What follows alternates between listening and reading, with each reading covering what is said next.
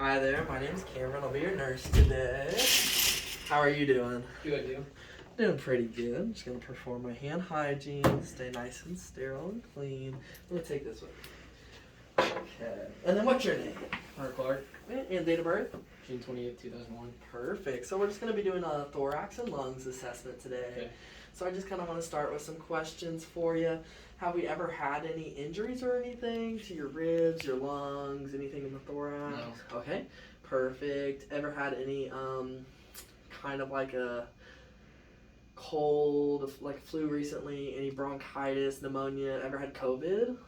Yeah, about a month ago. About a month ago you had COVID? Okay, I just want to write that down here just to keep that in mind. And no other do you have any symptoms of cough or anything? No. Any chest pain? Nope. Trouble with breathing? No. Do you do any smoking or vaping? No. Okay, perfect. And then is there any environmental exposures at work that you have? No. And then for this year, have you received the flu vaccine? I'm not. You have not received the flu vaccine. Okay, well that's something we can do today if you'd be interested to do that. And then have you ever received a pneumonia vaccine? No. Okay, perfect. And I'm just kind of watching you. I just want to see. It does look like you have a pretty easy respiration. You're not labored and you're breathing right now. We're not completely hunched over, leaned forward in a three-pronged position, which is really good. Do you feel any difficulty when you breathe? No. Okay, perfect. I just want to mark that down on my sheet here. And it doesn't look like we're hyperventilating. It doesn't look like we're hypoventilating. Nothing fast or slow, which is nice. So we're getting good oxygen there. We are sitting pretty upright. We're not leaning forward like we said, positioning wise. Just an overall view of the skin. We don't see any signs of pallor, no signs of cyanosis, which may be a good example that we have hypoxemia or suffering from hypoxia. Now I do just want you to do one thing. I want you to go ahead and put your fingers together like this for me. Perfect. And as you can see, we don't have any signs of clubbing. Clubbing can be caused by hypoxemia or having a chronic lung issue. So we have too much extra tissue just to get some extra oxygenation. So we're not suffering from anything like that. I just want to note my findings. Okay. Perfect. And then Hunter, I'm actually going to be, for this inspection while I'm looking at your chest and stuff, would it be okay if I have you take your shirt off? Yeah. Perfect. And we'll just make sure we have privacy here so that no one can see at all. Just keep it nice and private. And feel free to take your mask off for this assessment too, just so I can look at everything. Because you could possibly, in severe cases, have cyanosis on the lips. I don't see anything like that. So the first thing I want to do while looking at the anterior portion is I just want to take a look here. I can see the clavicles. The supracostal notch is here. So I have the sternum here. I'm going to have the xiphoid process down here is where this is going to be at. And then you can kind of see the costal angle of where those ribs are kind of going or separating away from one another. And then for our chest, so as you can see, it may be easier to see from a side view, but we're not pushing in or we're not pushing out. We have a nice normal chest. You can have pectus excavatum, which would be like sinking in, or pectus carinatum, which is where it's going to be pushing out, and you'll obviously want to have a better verbiage of that. And then just to kind of look at your back, I'm actually just going to have you stand up, Hunter. Let's just stand up. So just kind of looking up here. We're going to look at the spine. I don't see any spinal abnormalities. I don't see any visual, sinus or sclerosis or any curvature or any protruding forward or backwards. So that's good. We have that normal here. Now I'm just going to go ahead and put on some more hand sanitizer.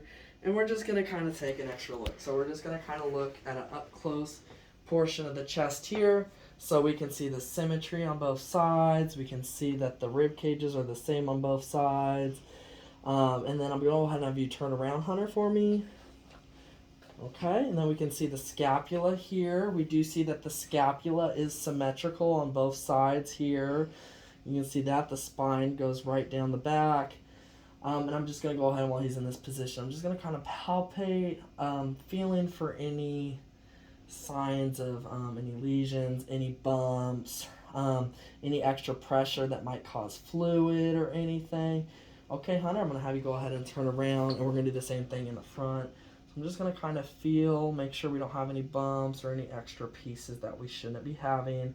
No pressure or anything immediate, no extra fluids, no signs of edema, and no visible discoloration of the skin. So now I'm just going to go ahead and hold him here, and I'm going to have you take a nice deep breath. Good. And release. And one more. And so what I'm doing here is I'm just making sure that both rib cages and both sides of the thoracic are coming up at the same time and are symmetrical, which they are. If not, we might have signs of abnormalities such as emphysema or any lung issues. I'm going to go ahead and do that on the opposite side, the same thing. I'm going to take a nice deep breath. Good. And this one's easier. You can kind of see the scapula move up one more time.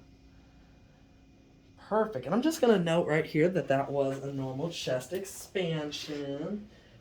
Okay. And then... Okay. And now we're going to check for tactile fremitus, which we're going to go on the back, and I'm going to have you turn around again. Sorry. So what I'm going to do is I'm going to kind of go here, here, here, here, here, here with the palmar portion of my hand, and I'm going to have him say 99 for me. What I'm checking for here is I'm checking for signs of obstruction, emphysema, or maybe a normal pneumothorax. Okay, so go ahead and say 99 for me. 99, 99, 99, 99, 99, 99, 99, 99, 99, 99, 99. 99. Okay, perfect. And what I was checking for there is I was checking for the same vibrations in both sides to show that they are equal, and I did feel equal vibrations in both sides, which is good, and that's what we want. So I'm going to go ahead and mark that here. Perfect. Thank you, Hunter. Okay, and now the next portion, and that is also something you can do anteriorly, but for the purpose of this, we're only doing posterior. And I'm actually going to have you roll back around, Hunter, because we're going to perform percussion on you now. So this is something that we're going to use to kind of check, once again, for resonance. If there's emphysema, it might be hyperresonant, or dullness, we may be on a rib. Down here, we may hit the kidneys, and that would be a sign of dullness as well. But we want to just hear some resonance. That's going to be our normal lung sounds, and that's what we want to hear. So I'm going to go ahead, I'm going to put one hand here, and I'm just going to hit strike here. Okay.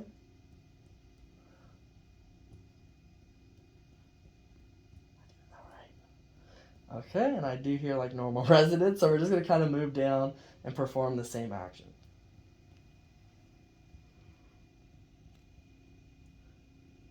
Okay. Making sure not to hit the scapula because I'll hit here. You're going to hear it's going to be nice and dull. Whereas here I get a little more.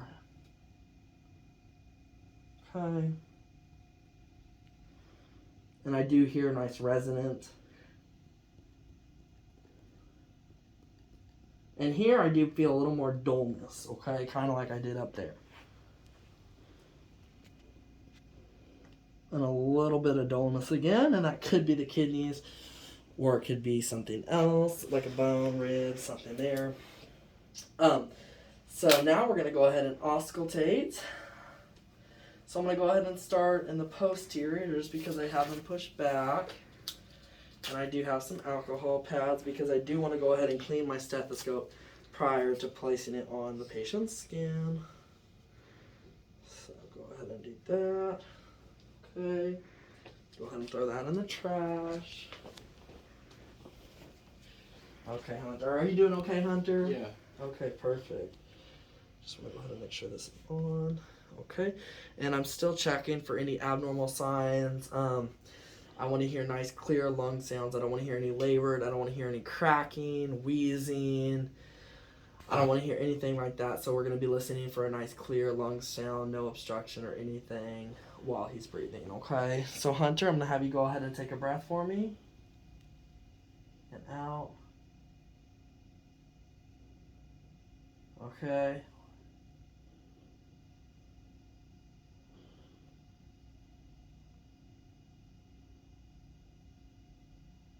Okay. Nice deep breath.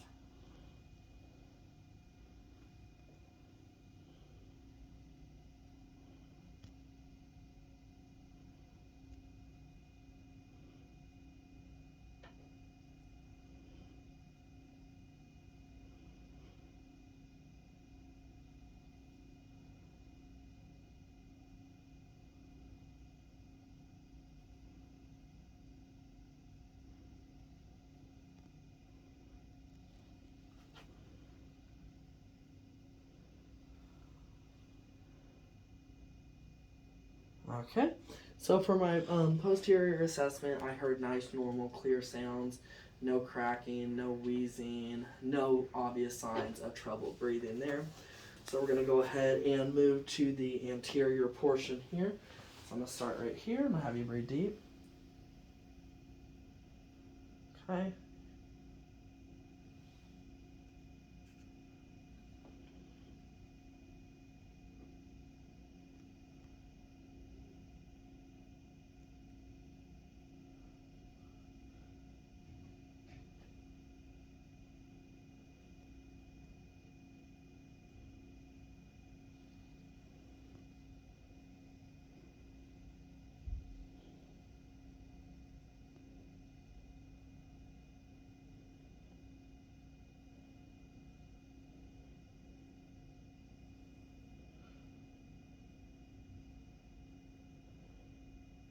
That point, kind of getting down there into the GI. So once again, normal, clear sounds there. Didn't note any abnormalities. No wheezing, no crackling, or anything to the such. So good breath sounds there. No signs of coarseness or anything. And everything appears to be good. No labored breathing at all throughout the entire assessment. So at this point, we would go ahead and grab doctor and have doctor come in and take a look. Do you have any questions for me, Hunter? Not today. Perfect. And that's going to be it for our lungs and thorax. Thank you.